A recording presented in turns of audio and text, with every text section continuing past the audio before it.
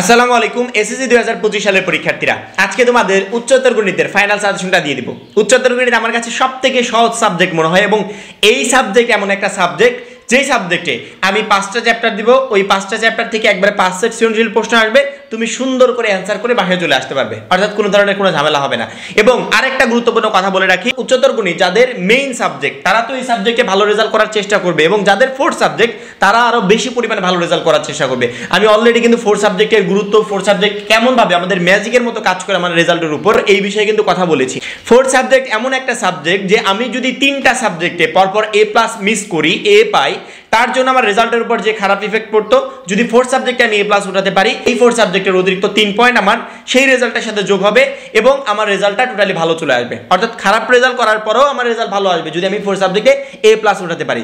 এই জন্য প্রত্যেকটা শিক্ষার্থী এই ফোর্থ সাবজেক্টে A+ উঠানোর চেষ্টা করবে, যে ফোর্থ সাবজেক্টের একটা A+ আমার টোটাল রেজাল্টটাকে টেনে দিবে। সেক্ষেত্রে অবশ্যই ফোর্থ সাবজেক্টে যেন আমার কোনোভাবে A+টা মিস না হয় এবং উচ্চতর গণিতে যাতে তুমি সহজে A+ তুলতে পারো, তার জন্যই মূলত আজকের সাজেশনটা।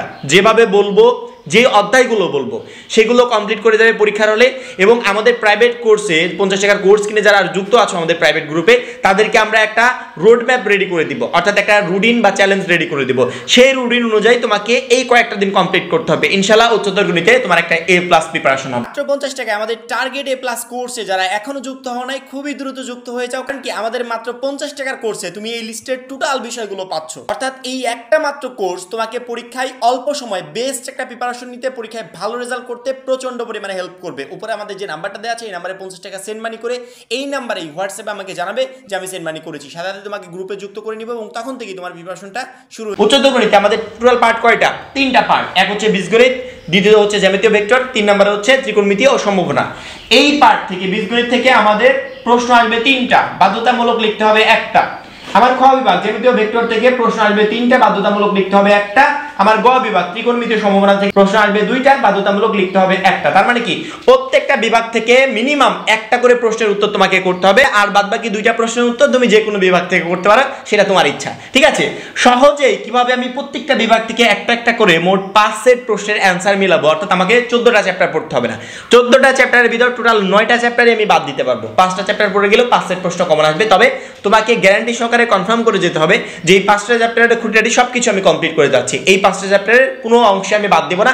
ইনশাআল্লাহ এই 5টা চ্যাপ্টার থেকে প্রশ্ন আসবে এবং 5টারই অ্যান্সার করে আসতে পারবো। ঠিক আছে? প্রথমত আমরা বীজগণিতে আসি। প্র্যাকটিক্যালি কিভাবে 25-এ 25 তুলবে সেই নিয়ে পরীক্ষাগুলো যখন শেষ হবে, প্র্যাকটিক্যাল পরীক্ষার আগে আমরা এই বিষয়ে ভিডিও দেবো। এই জন্য ওই প্র্যাকটিক্যাল দিয়ে তোমাকে টেনশন করতে হবে না। আমরা টোটালি 75 মার্কের সাজেশনটা আগে দেখিনি। প্রথমত ক বিভাগ বীজগণিত, যেখান থেকে বাধ্যতামূলক একটা প্রশ্নের অ্যান্সার করতে হবে। তুমি চাইলে 2টারও করতে পারো। ঠিক আছে? এখান থেকে 2টা করলে, এখান থেকে 2টা করলে, এখান থেকে একটা করলে, বা এখান থেকে তুমি 3টার ভিতর 3টাই করলে, এখান থেকে একটা করলে, এখান থেকে একটা করলে 5টা হয়ে গেল, বা এখান থেকে একটা করে এখান থেকে 3টা করলে, এখান থেকে একটা করলে 5টা হয়ে গেল, বা এখান থেকে একটা, এখান থেকে 2টা, এখান থেকে 2টা, 5টা হয়ে গেল। একবারে ইজি প্রসেস।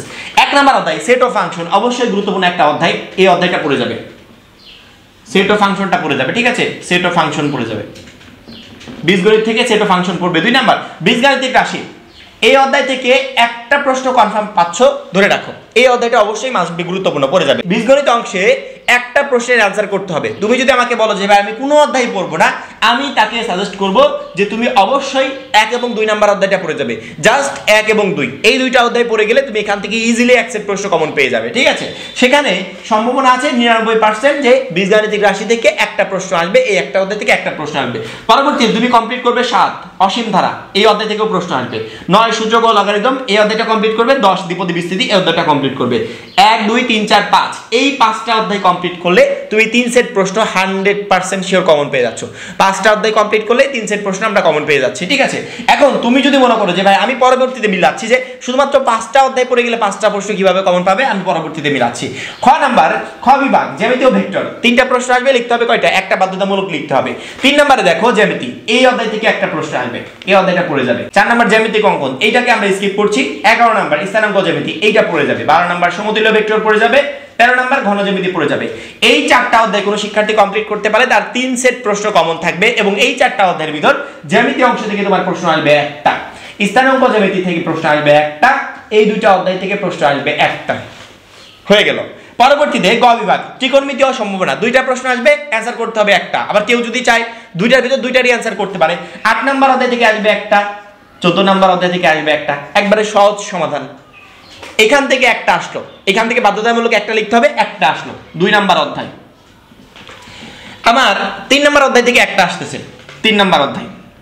আমার 11 থেকে একটা আসছে, 11 নাম্বার অধ্যায়। আমার 8 নাম্বার অধ্যায় থেকে একটা আসছে, 8 নাম্বার অধ্যায়। আমার 14 নাম্বার থেকে একটা আসছে, 14 নাম্বার অধ্যায়। কয়টা অধ্যায় হলো? 1টা 2টা 3টা 4টা 5টা। এই 5টা অধ্যায় করলে 5 সেট প্রশ্ন পরীক্ষার হলে কমন পেয়ে যাচ্ছ।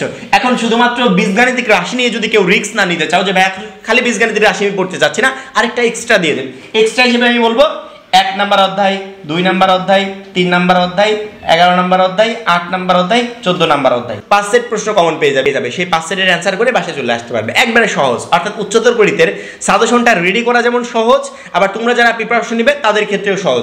উচ্চতর গণিত যাদের আসলে 4 সাবজেক্ট, আমি তাদেরকে অবশ্যই লাইক দিচ্ছে। কারণ কি, এটাকে 4 সাবজেক্ট নিয়ে তুমি একটা বেস্ট কাজ করেছো। কারণ কি, এই 4 সাবজেক্টে A+ তোলা তোমার জন্য অনেকটাই ইজি হবে, যেটা আবার ওই জীববিজ্ঞানে হবে না, ঠিক আছে? সেক্ষেত্রে এইটাকে তুমি 4 সাবজেক্ট নিয়ে অনেক ভালো করেছো। আবার কোনো শিক্ষার্থী যদি বলো যে ভাইয়া আমার পরীক্ষায় 8টা সৃজনশীল প্রশ্ন আসবে, আমার 8টাই কমন লাগবে, তাহলে ওই যে আমি মার্কিং করে দিয়েছি, লাল মার্ক করা 1 2 বীজগণিত থেকে 1 2 7 9 10 পড়বে। আবার খ বিভাগ থেকে জ্যামিতীয় ভেক্টর থেকে 3 পড়বে, 11 পড়বে, 12 এবং 13 পড়বে, আর এই দুইটাই পড়ে যাবে। তাহলে তোমার টোটালি প্রশ্ন পরীক্ষার হলে কমন থাকবে। এবং কেউ যদি বলো যে না আমি অত কিছু কমপ্লিট করতে চাচ্ছি না, আমার 5টা দরকার, 5টাই পড়বো, তাহলে শুধুমাত্র যদি এই চ্যাপ্টার, এই 5টা চ্যাপ্টার পড়ে যাও, তারপরে তুমি কমন পাবে। তারপরে আমি তোমাকে বলছি যে তুমি এই 6টা চ্যাপ্টার পড়ে যাও, তাহলে এখান থেকে 5 সেট প্রশ্ন একবারে 100% শিওর তোমার কমন থাকবে, কোনো মিস হওয়ার কোনো সম্ভাবনা নাই। এবার আসি আমরা এমসিকিউ তে। এমসিকিউ অবশ্যই গুরুত্বপূর্ণ। এমসিকিউর জন্য 2টা জিনিস ফলো করবে, এক হচ্ছে মূল বই, দ্বিতীয়ত হচ্ছে বিগত বছরের বোর্ড কোশ্চেন। এই 2টা জিনিস কমপ্লিট করে যেতে পারলে টোটাল এমসিকিউ পরীক্ষার হলে তোমার কমন থাকবে, একটাও মিস হবে না। প্রথমত তুমি মূল বইটা কমপ্লিট করবে, মূল বইয়ের যে ম্যাথগুলো আছে সেগুলো সলভ করবে, যে অংশ রিডিং পড়ার আছে সেগুলো তুমি সলভ করবে, যেখানে ফর্মুলাগুলো মুখস্থ করার আছে, সূত্রগুলো মুখস্থ করা আছে, সংজ্ঞাগুলো মুখস্থ করার আছে, সেগুলো তুমি করবে। করার পরবর্তীতে যখনই তোমার টোটাল চ্যাপ্টারগুলো সম্পর্কে টোটালি মোটামুটি একটা ভালো ধারণা চলে আসবে, তখন গিয়ে তুমি বিগত 5 বছরের যে বোর্ড কোশ্চেনগুলো আছে সেগুলো তুমি সলভ করবে।